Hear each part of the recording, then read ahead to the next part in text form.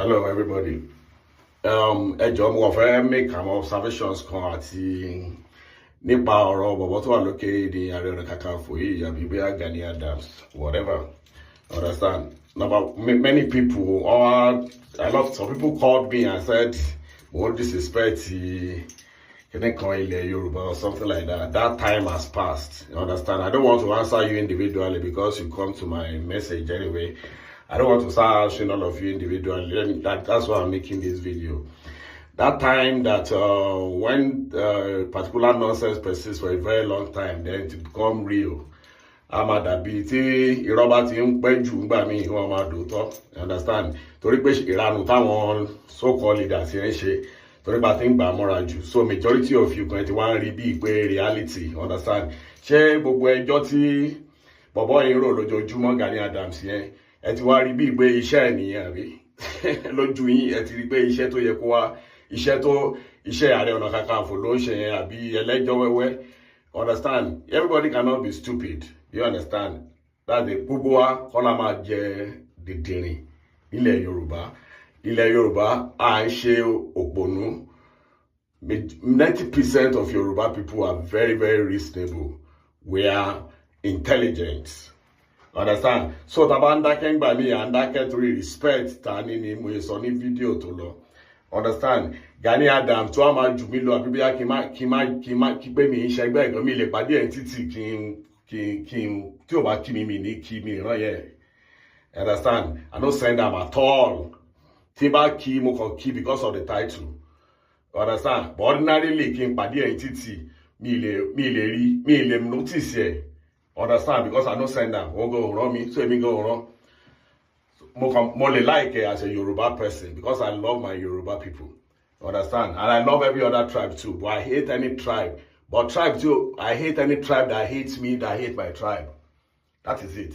So around Gani Adams here, one thing to you, majority of you, Timothy Jade Gani, number one, by the virtue of Oye to Je. Oh, ṣe nǹkan tó yẹ kó ṣe ẹjọ́ ló ń rò kiri. Accepted. Understand? But ẹjọ́ tó wá ń rò yẹn sìn. Oh, ṣe nǹkan tó yẹ kó ṣe. O tún discourage àwọn èèyàn tó yẹ kó ṣe.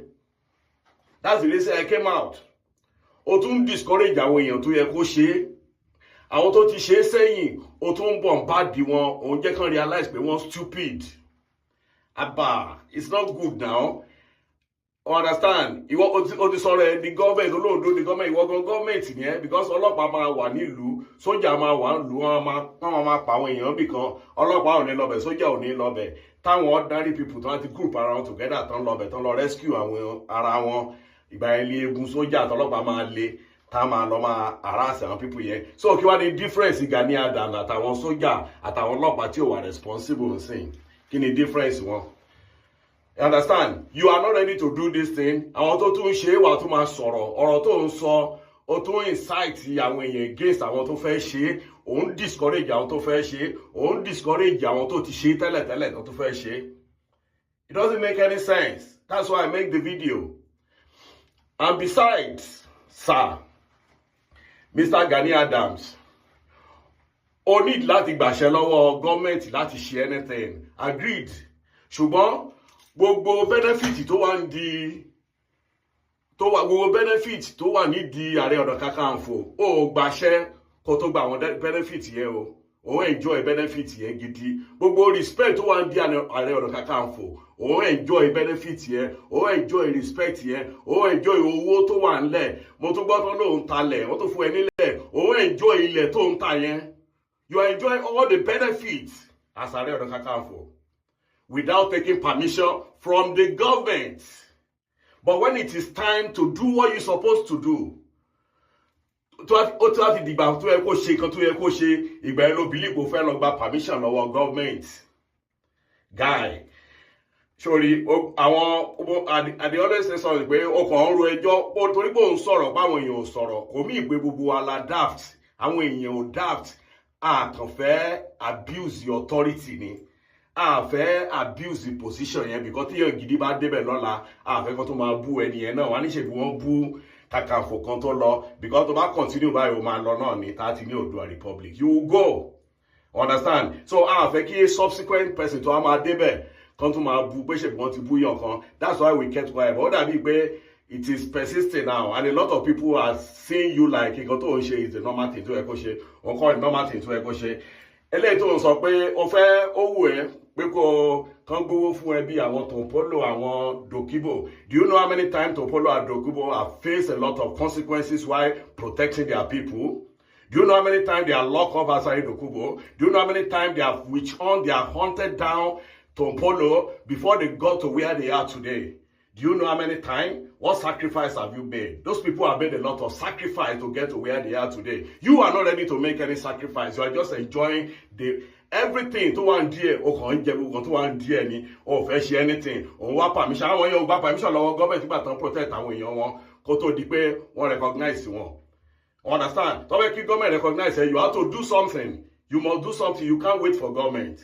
At the time, just a story kekere àwọn méjì kan sọ́dọ̀ wọ́n lọ bá bọ̀sùn wọn wá sọ́dọ̀ bọ̀sùn mi pé bàbá bọ́ọ̀kan táwọn ọmọ ẹ̀ wá sọ fún mi ìkan wà ní final year ní yunifásitì ìkejì ń ṣiṣẹ́ obìnrin yẹn sì wà final year wọ́n wá fẹ́ mo rò pé wọ́n ti fúnra wọn lóyún ní wọ́n ṣàfẹ́ máa ṣeré pé wọ́n lè lóyún ẹnì wá lọ bá bàbá ìpè kó lọ bá wọn bá bàbá obìnrin yẹn pé kó jọ kó jẹ́ bàbá obìnrin yẹn dẹ̀ fẹ́ kí ọmọ ẹ̀ kó graduate kó tó di pé ó marry wọ́n wá bá bọ̀ sí pé kó bá wọn bá bàbá ọmọ yẹn sọ̀rọ̀ pé kọjọ pé kó jẹ́ kó lóyún pé tó bá lóyún pé kó tó ṣetán orí ojú ń kán wọn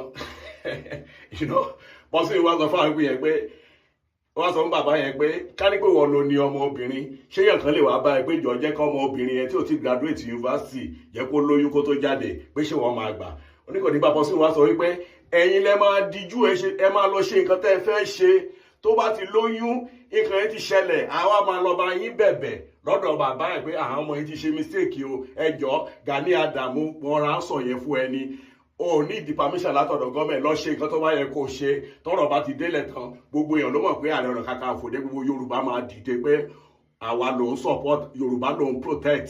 They will come up to beg for you, to appeal to you to do rally, to do peaceful rally, to protest if you are arrested láti pé kán fi ẹ́lẹ̀ bó ṣe wà nìyẹn Gani Adamu.